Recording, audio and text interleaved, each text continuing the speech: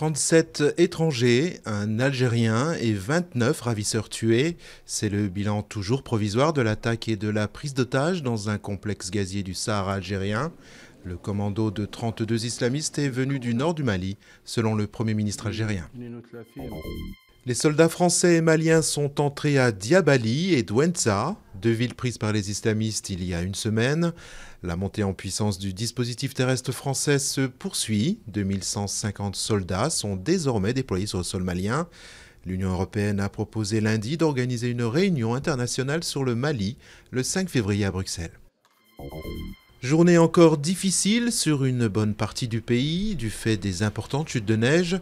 De nouveaux épisodes neigeux sont d'ailleurs annoncés pour la fin de l'après-midi par Météo France. La relative douceur de la nuit dernière a permis d'améliorer nettement l'état des routes. De son côté, Air France prévoit un retour à la normale mardi pour tous ses vols après plusieurs jours de perturbations. Ouverture du procès de la mère et du beau-père de la petite Tiffaine devant la cour d'assises du Nord à Douai. Ils sont accusés de maltraitance sur la fillette de 5 ans ayant entraîné son décès en juin 2009 et d'avoir fait croire à son enlèvement ensuite. Verdict attendu vendredi. La France et l'Allemagne fêtent 50 ans d'amitié. L'événement sera célébré en grande pompe à Berlin mardi avec la réunion des deux gouvernements, Conseil des ministres à la chancellerie, suivie par celle des députés du Bundestag et de l'Assemblée nationale au Reichstag.